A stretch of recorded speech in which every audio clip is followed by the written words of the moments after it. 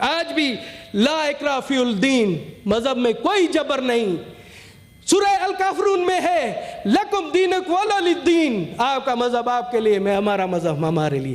تو یہ ظالم لوگ نہ پاکستان کے آئین کو مانتے ہیں نہ قرآن شریف کو مانتے ہیں، ہماری بچیوں کو زبردستی مذہب چینج کراتے ہیں. جناب چیئرمین، پہلے تو آپ کی توجہ مبذول کروانا چاہتا ہوں کہ اس ایوان کی بے توقیری دیکھیں کہ جی منسٹروں کی کرسیاں ہی خالی ہے، ہم کیا اس دیواروں سے باتیں کریں؟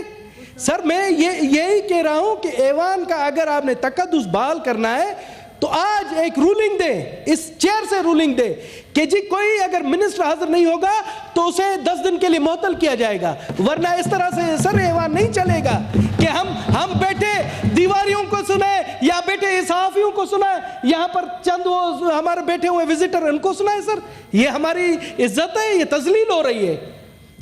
چلے اصل میں بزنس ختم ہو گیا تھا. سر بزنس ختم ہو گیا تو ہم آئے.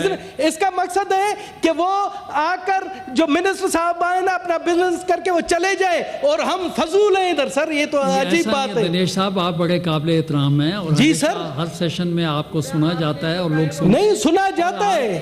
آج ہم گورنمنٹ کو لکھتے ہیں کہ آئندہ ایک منسٹر یہاں پہ پارلیمانی منسٹر یہاں پہ ہوگا. Thank you sir. ابھی آتا ہوں سر میں اپنے 5 منٹ سے زیادہ مت لیجیے سر. سب کو 20 منٹ دیے، مجھے 5 منٹ لے لیں اگلی دفعہ آپ. جی سر میں آتا ہوں. سر وہ 0-0 تو کر دیں، پھر کہیں گے کہ 5 منٹ 0. میں ادھر میرے پاس گھڑی ہے، میں دیکھ رہا ہوں. نہیں سر ادھر سے کر دیں 0-0. جناب چیئرمین میں اب آتا ہوں اپنے مدعے پر. 26، 27، 28 تاریخ کو اس ماہ کی اپریل کی کل ہنگلاج ماتا کا میلہ منعقد کیا گیا بلوچستان میں، جہاں پر لاکھوں کی تعداد میں یاتری آئے. بلوچستان کی سرزمین پیار اور محبت کی سرزمین ہے، جہاں پر ہمیں کہا جاتا ہے کہ جی پاکستان میں انتہا پسندی ہے، پاکستان میں عدم برداشت ہے. تو میں ان کو دعوت دیتا ہوں کہ بلوچستان میں آئیں اور دیکھیں کہ ہنگلاج ماتا کے مندر میں کس آزادانہ طور پر لاکھوں یاتریوں نے اپنی مذہبی عبادت کی. اور میں کہتا ہوں کہ جتنی برداشت، جتنی مذہب ہم آئیں گی بلوچستان میں پورے ملک میں آپ کو نہیں ملے گی. جناب چیئرمین یہ ہمارے بلوچستان کی خوبصورتی ہے. اور اس یاترا میں تقریباً کوئی 90,000 یاتری سندھ سے آئے اور ہم نے انہیں ویلکم کیا. کافی یاتری پنجاب سے آئے، انہیں ہم نے ویلکم کیا. میں شکر گزار ہوں گورنمنٹ آف بلوچستان کا کہ تمام تر سہولتیں یاتریوں کو دی. میں شکر گزار ہوں میں اپنی پاک فوج کا جنہوں نے ہمیں سیکورٹی والا ماحول پیدا کیا. میں شکر گزار ہوں اپنی لا انفورسمنٹ ایجنسیز کا جنہوں نے اس میلے میں اہم کردار ادا کیا. جناب اعلیٰ جہاں پر بلوچستان میں اتنی بڑی ہے مذہب ہم آئیں گی ہے، دوسری جانب آپ آئیں، آپ دیکھیں سندھ میں پکے کے ڈاکو ہماری ہندو لڑکیوں کو زبردستی اسلام قبول کروا رہے ہیں. جناب پکے کے ڈاکو، کچے کے ڈاکو تو لوگوں کو اغوا کرتے ہیں، پکے کے ڈاکو ہماری لڑکیوں کو زبردستی اغوا کر کے، حالانکہ آئین پاکستان ہمیں اجازت دیتا ہے کہ کوئی کسی کو زبردستی مذہب نہیں کیا تبدیل کرے. قرآن پاک میں ہے آج بھی لا اکراہ فی الدین، مذہب میں کوئی جبر نہیں. سورہ الکافرون میں ہے لکم دینکم ولی الدین، آپ کا مذہب آپ کے لیے، میں ہمارا مذہب ہمارے لیے. تو یہ ظالم لوگ نہ پاکستان کے آئین کو مانتے ہیں نہ قرآن شریف کو مانتے ہیں، ہماری بچیوں کو زبردستی مذہب چینج کراتے ہیں.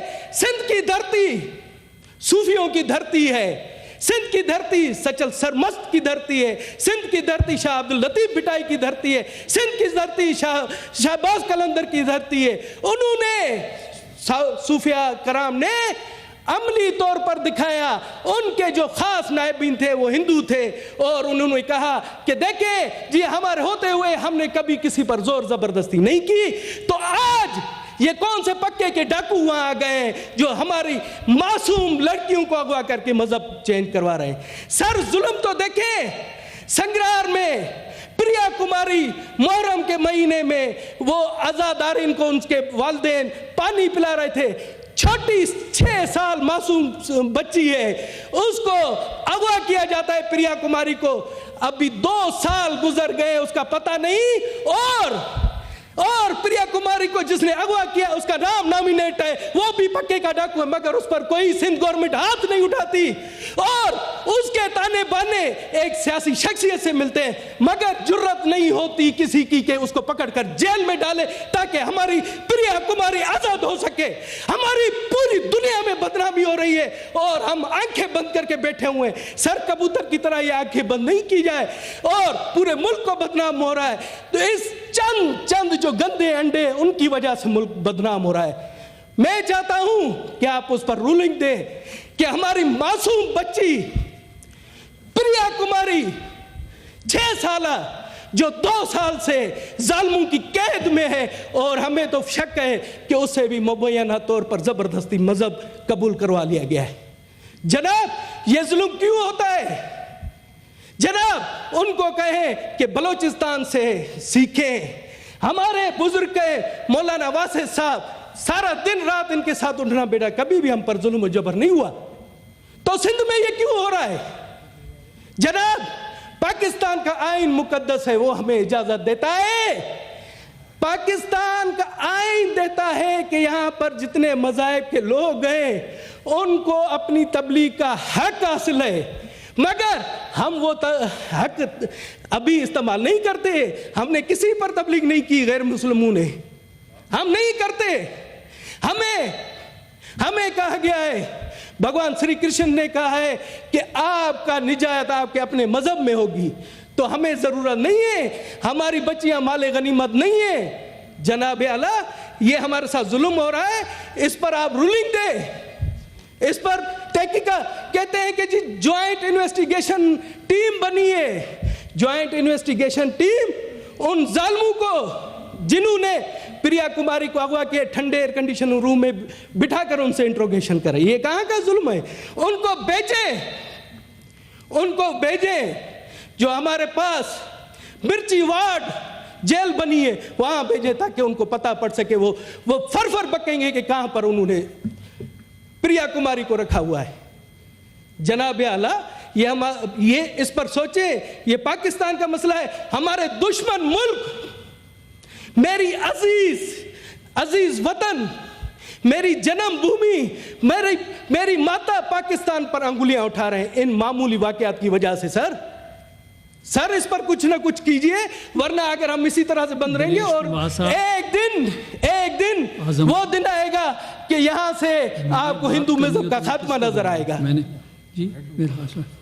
دنیش کمار صاحب، گو کہ یہ سمجھتے ہیں ڈیوالو سبجیکٹ ہے، لیکن آپ نے ایک اچھی طرف نشاندہی کی ہے جی، تو میں یہ سمجھتا ہوں کہ اس ایشو پر کہ گو کہ سندھ میں پچھلے دنوں میڈیا میں بھی آپ نے دیکھا ہوگا کہ چیف منسٹر صاحب نے بھی اس طرف نشاندہی کی ہے، ابھی جو موجودہ ہوم منسٹر صاحب ہیں انہوں نے بھی اس کے اوپر رپورٹ کال کی ہے، تو آپ اس ایمان کی تشفی کے لیے ہم رپورٹ کال کر لیتے ہیں تاکہ ہم اس میں دیکھیں کہ وہاں پہ کیا پیش رفت ہوئی ہے۔ یہ ہم سب کا ایشو ہے، کسی ایک مائنارٹی کا نہیں، کسی فقہ کا، سب پاکستان کا ہے، سارے پاکستان کی رپورٹ کال کر لیتے ہیں، رپورٹ اس کی کال کر لیتے ہیں، اس کے اوپر آگے اس پہ چلیں گے۔ بہت شکریہ۔ نہیں سر، ایک اور میں ایک مسئلے پر آتا ہوں جو بلوچستان کے لوگوں کو درپیش ہے۔ جناب اعلیٰ وہاں پر جو اب فصل ہوئی ہے گندم کی، بلوچستان کی ایک ڈویژن ہے نصیر آباد ڈویژن، آپ بھی واقف ہوں گے، وہاں پر جو زرعی علاقہ ہے صرف بلوچستان کی ایک ڈویژن ہے، وہاں بیچارے کسانوں نے گندم کاشت کی، اب پاسکو کی جانب سے پورے پاکستان میں خریداری کی 18 لاکھ بوری، 1.8 ملین بوریاں، بلوچستان کے لیے کوٹا رکھا 1.5 لاکھ بوری۔ سر وہ بھی ہمیں قبول ہے کہ 2 لاکھ بوری، مگر میں اس ایوان میں انکشاف کر رہا ہوں کہ پاسکو نے زونل ہیڈ ڈیرہ الایار بلوچستان کا علاقہ ہے، اس کے لیے پاسکو زونل ہیڈ شوکت شاہ کو مقرر کیا گیا ہے جو کہ پکے کا ڈاکو ہے، اس کو لا کر رکھا ہے اور اس نے دکانداری کھولی ہوئی ہے، ہمارے غریب کسانوں سے 1,000 روپیہ لے کر ان کو باردانہ دے رہا ہے اور اپنی جیبیں بھر رہا ہے، غریب کسان کو نہیں مل رہی ہے، اس نے ایجنٹ رکھے ہوئے ہیں۔